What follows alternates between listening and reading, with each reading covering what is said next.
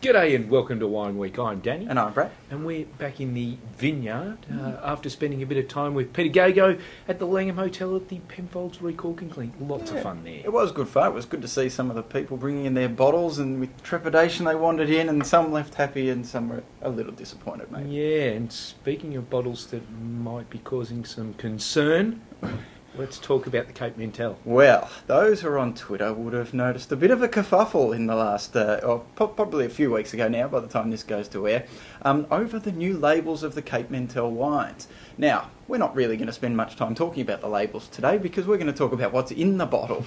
But this is one of the new labels, and this is the 2009 Chardonnay that we got shipped over. And let's be honest, this is a fantastic Chardonnay out of Cape Mentelle. Now, we've had a look at a few of the Margaret River Chardonnays recently because they are just really good Chardonnay. That's a really good Chardonnay producing area. And when you're talking about this price range for Chardonnays, and you're looking at the sort of the mid-40 price point, you're talking about some serious dollars. So you're looking for a really premium end Chardonnay. Now, Cape Mentelle built up a fantastic reputation for really across their whole range, but Chardonnay is something they do just about as well as anyone over there. And this one will actually age quite well too. Worth putting it down for a couple of years, but at the moment it's opening up with some nice bright fruit, bit of a minerally finish, and it's look, Margaret River Chardonnay, it's really, really good stuff. So look out for the Cape Mentelle Chardonnay.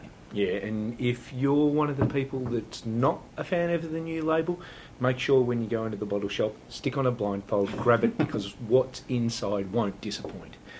Anyhow, speaking of labels, let's look at the Spring Seed Wine Company Scarlett Runner Shiraz, because the label on this is a ripper. This actually comes from the Battle of Bosworth guys over in McLaren Vale, a secondary label for them. And as I say, I think this is a cracking label. But once again, what's inside is absolutely a rip snorter.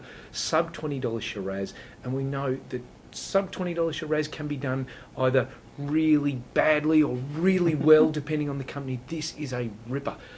Organic vineyard, almost 40 odd years old, but it is gorgeous wine, really.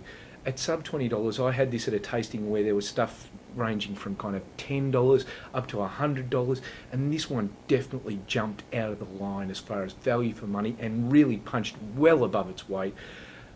Look, if you haven't got it at your local bottle shop, hassle them to get it in, because that is a quaffing bargain right there.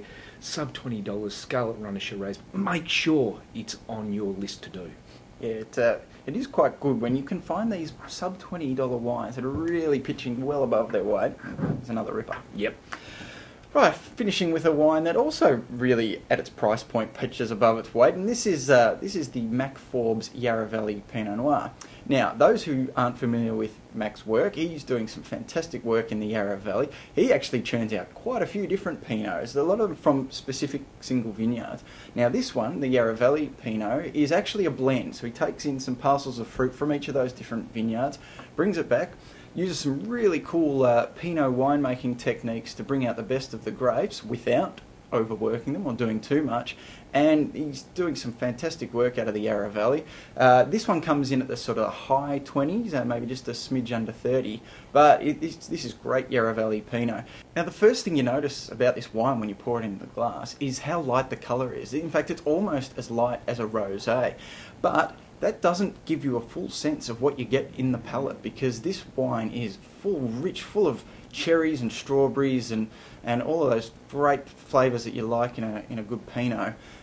So don't be fooled when you pick up the glass and have a sniff, because it's a fantastic drinking Pinot out of the Yarra Valley, and Mac Forbes is doing really good work across his range. Yeah, I have seen people a little bit shocked when this comes out of the bottle into the glass, thinking that can't be a big quality Pinot when it's that colour, but they're dead wrong. In the first mouthful, they know they're wrong, because that is a ripper also. Anyhow, that's it for this week on Wine Week. We'll catch you all again next week. See you next week.